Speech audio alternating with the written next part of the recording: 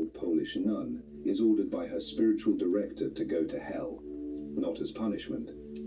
As a witness, she is shown the torments, the despair, the specific sufferings of souls who refuse to believe what she is now seeing with her own eyes. When she returns, she writes it down. And buried in that account are 3 specific patterns she identifies, 3 habits that make a soul vulnerable to ending up exactly where she was just standing. She goes on to describe fire, darkness, unbearable stench, despair, and the constant presence of Satan.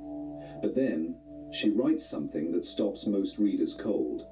I noticed one thing, that most of the souls there are those who disbelieve that there is a hell. That is the first habit, disbelief in hell, not disbelief in God, necessarily. Disbelief that hell is real, disbelief that it could happen to them, disbelief that their choices actually carry eternal weight. Faustina is saying that the majority of the souls she saw in hell were there, because they convinced themselves it did not exist. And because they did not believe it existed, they never took seriously the need to turn away from sin. Think about that for a second. The refusal to believe in hell does not protect you from it. It removes the warning system that would have driven you toward repentance. The second habit comes from a completely different entry. Diary 11/123. Faustina records a direct conversation with demons.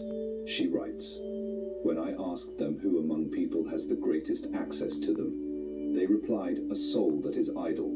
She adds, "I noted down these words of Satan: spiritual idleness, laziness in prayer, laziness in resisting temptation, laziness in seeking confession, laziness in growing in virtue.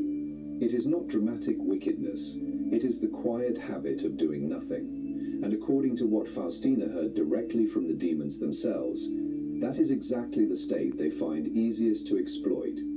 Jesus reinforces this in entry 13:1:1 when he tells her, "Idleness is the source of many evils, not one evil, many."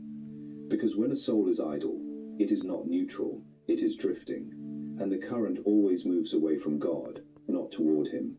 Now, here is where the third habit gets more complex, because it is actually 2 interlocking patterns that Faustina describes in different places, and together they form a single spiritual trap. The first part is in entry 741, the same vision of hell. Faustina writes, "There are torments of the particular senses. Each soul undergoes terrible and indescribable sufferings related to the manner in which it has sinned." She is saying that the souls in hell are tormented specifically through the same faculties they indulged on earth.